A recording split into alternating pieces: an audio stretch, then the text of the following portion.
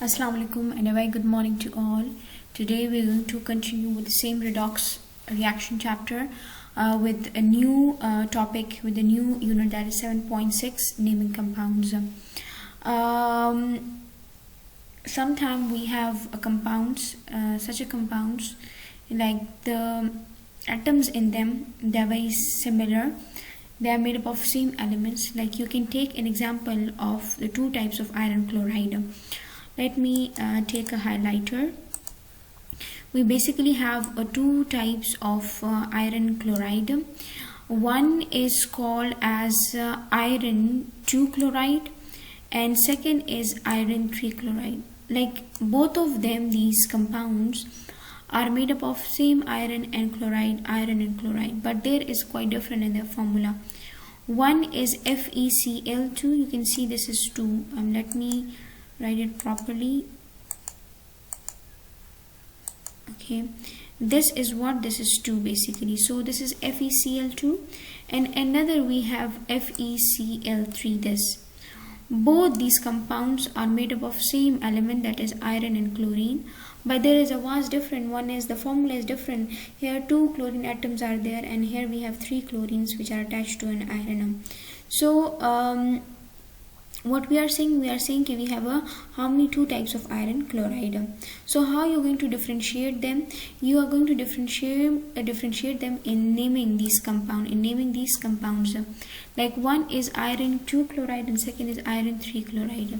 So what is this in the bracket? This 2 in the Roman 2 you have written and this bracket 3 you have written. So what is the difference between this 2 and 3?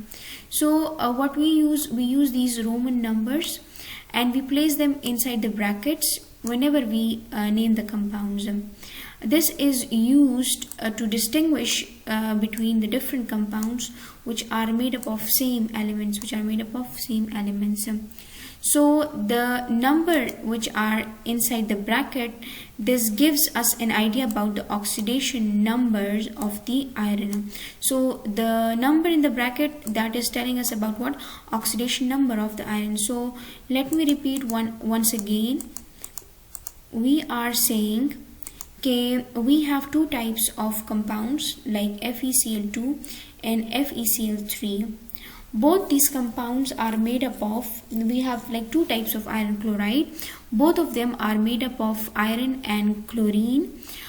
So what we have to do, we are going to use Roman numbers and we have to place them inside the brackets to name these compounds and to distinguish these different compounds. These are quite different compounds which are made up of same element. So what we'll do, we'll place these numbers in the bracket. And what this numbers in the bracket tells you about, these numbers in the bracket tells you about the oxidation number of the iron. That tells you about the oxidation number of the iron, of the central atom. This iron is basically a central atom also. Like you will have an iron here, fine, and 2 chlorine will be attached to it. What 2 chlorine will be attached? You can see, you can attach them like this. This will be your chlorine. Now how you going to differentiate them? Let me take an eraser.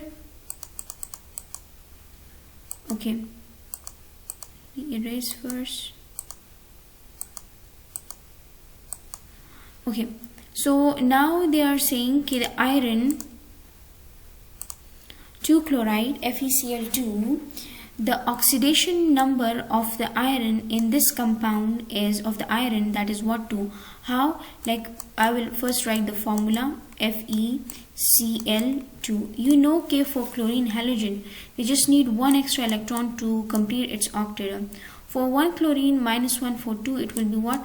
-2. For iron, that will be what? That will be +2 to neutralize this compound. So we are saying iron 2 chloride, the oxidation number of the iron is what? +2.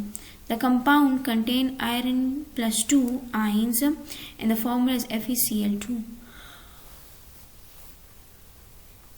Now in the another formula, in the another compound which is FeCl3, here for 1 chlorine -1, for 3 it will be -3. So iron in this compound, it will be in a +3 oxidation state. iron is in what? In a +3 oxidation state. So this compound will contain what? Fe3 plus, and the formula will be FeCl3. Now these oxidation numbers which we have placed inside the brackets, and we write them in what? In a Roman language. We write them in a Roman language. This is used to distinguish what? Between non-metal atoms in molecules and ions. Non-molecules, like you can say, okay, this iron is what? This is metallic, but chlorine is what? It's a non-metal. So this is also used, oxidation numbers are also used to distinguish between non-metal atoms which are placed inside the compounds or molecules, like in this compound. Fine. Okay, now we have oxides of nitrogen. In nature we have three important oxides. One is this nitrous oxide, nitric oxide, and this is called as nitrogen dioxide. Now all of them, they vary their what? The number of oxygen atom or number of nitrogen atom. So according to oxidation number of the nitrogen atom, what we distinguish them on that basis, and the oxidation number of oxygen in all of them, that is what? -2. So first let's take an example of this nitrous oxide. First I will write here N2O. In this case the oxygen, the state on oxygen, that is -2. On one nitrogen it is +1, and on 2 it is +2. Fine, it is +2. Oxidation number of nitrogen is N2O is +1, so this compound is nitrogen 1 oxide. Why? Because the oxidation state on nitrogen, that is what? That is 1. That is 1. Okay. Now in the another oxide of nitrogen, that is nitric oxide. This is nitric oxide. Here nitrogen is in the different oxidation state. On one oxygen it is -2, on this nitrogen it will be +2 to neutralize. So in this compound nitrogen is in what? In a +2 state, and here we write in the bracket in Romans 2 for the nitrogen oxide. So this is understood that the oxidation state on oxygen, that will be same, and that will be what? That will be -2. You can see here that will be -2, but the oxidation state of nitrogen in these oxides of nitrogen, that is variable. Now here we have a nitrogen dioxide. In nitrogen dioxide you can see, let me figure out what is the charges. On one oxygen I know that is what? -2. So on 2 it will be what? -4. So nitrogen here, that is in the +4 state. So this compound in which the oxidation state is changed, that is of the nitrogen. Fine, that is of the nitrogen, and that is how much? That is 4. So we place that in a Roman 4 in the bracket. Okay, so the conclusion is we have three basic main types of oxide of nitrogen in the nature: nitrous oxide, nitric oxide, and nitrogen dioxide. In all these three examples, the oxidation state of nitrogen, of oxygen, that is what? Same, that is -2. But oxidation number of nitrogen atom, that is what? That is different, and that distinguish these three compounds from one another. In the first, in the nitrous oxide, nitrogen is in the +1 state. In the second, nitrogen is in the +2 state. And the third, nitrogen is in the +4 state. Now we have another example of the nitrate ions. In your books, they are calling this one NaNO2 and this NaNO3 negative. Both they are calling as a nitrate ions. But keep this thing in mind. Okay, this Na, this one, this is called as nitrite. This is called as what?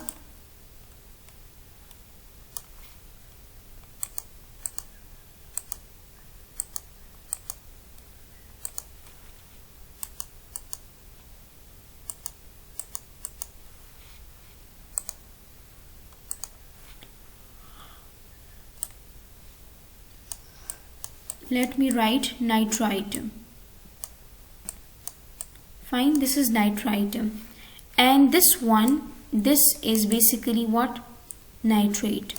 But in your book, they are calling both of these compound as a nitrate ion. and they are saying okay, everything is same. The charge on the sodium here, that is +1, that is same. In this compound it is also same.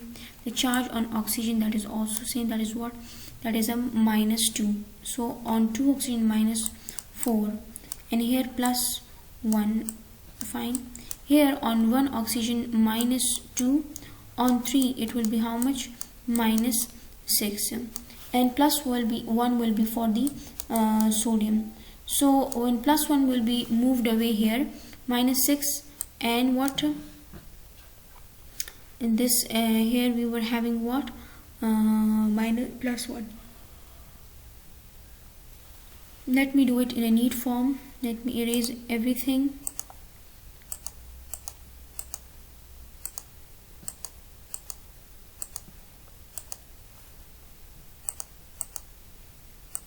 Take a pen. This is NaNO3. For 1 oxygen -2. So for 3 it will be -6, and is equal to what? This compound as a whole is what? Neutral. Okay. So now what will happen? Sodium. I don't know for the nitrogen. For sodium I know how much I have. It is +1. So -6 +1, that is -5, is equal to 0. And nitrogen is also here. We will move the 5 to the other side, it will become +5. So nitrogen in this case, it is what? The oxidation state is what? It is what? +5. So in this one compound, this is +1 on 1 -2, on 3 -6, -6 +1, it gives -5. That gives what? -5. Okay, but what you have to do, you have to move to the other side. You have to move to the other side, so it will get cancelled. Okay, now in this case you can see -2 +1, -2 +1, it will be what? -2 +1, NaNO2. This is the formula is NaNO2, but you have not wrote. Okay, it's written wrong. NaNO2. You have to do it like this. You have to do it like this. Okay, so let me do it again, this in the neat form.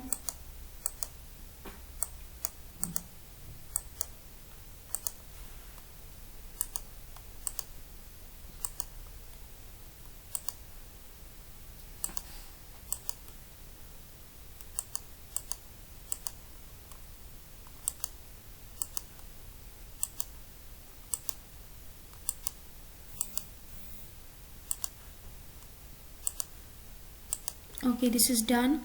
Now let me write the last example. Okay, NaNO2 -2. You have 2 atoms of oxygen, so -4, and nitrogen will be same. Sodium is +1. -4 +1, that gives you -3, and nitrogen is also here, is equal to 0.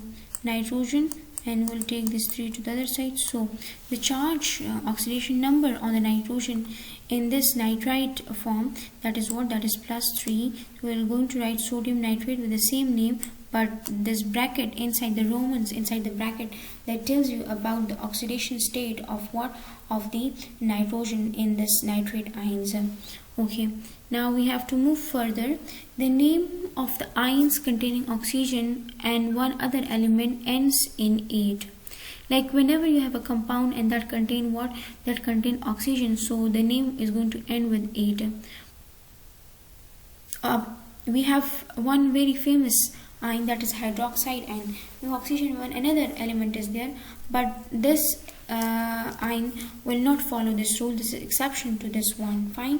For example, the ions containing chlorine and oxygen are called as chlorates. They are called what? They are called chlorates.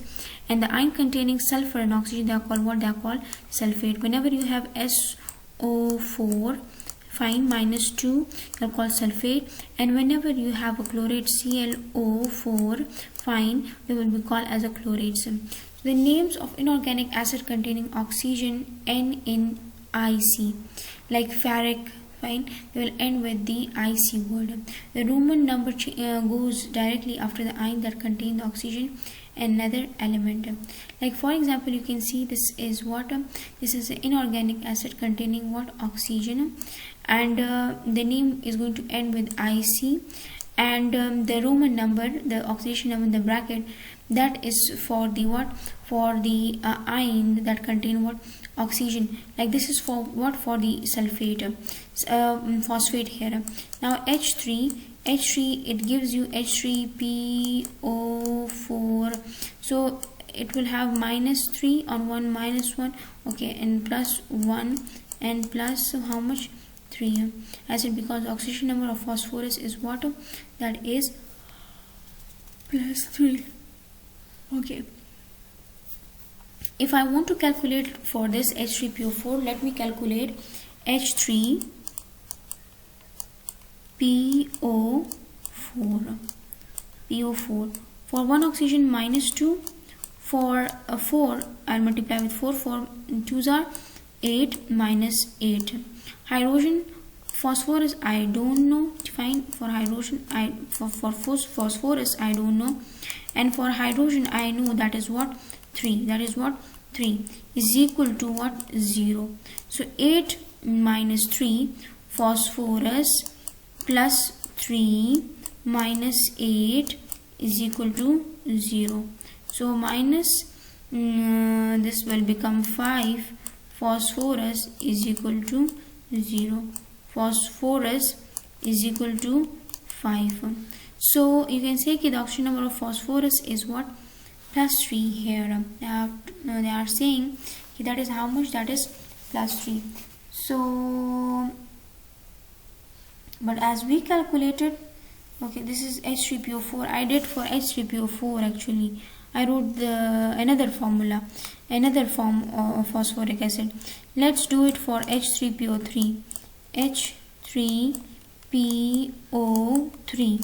1 oxygen, -2. For 3, that will be what? -6. Plus 3, and what else inside? We have a phosphorus. Okay, is equal to 0. -6 plus 3, it gives you -3. Okay, is equal to plus phosphorus is equal to what? Is equal to 0. Now phosphorus is equal to +3. So oxidation state of phosphorus, that is what? +3 in this phosphoric acid. Okay, this was the end of the today's lecture. Inshallah, in the next upcoming lecture we are going to continue from the same topic.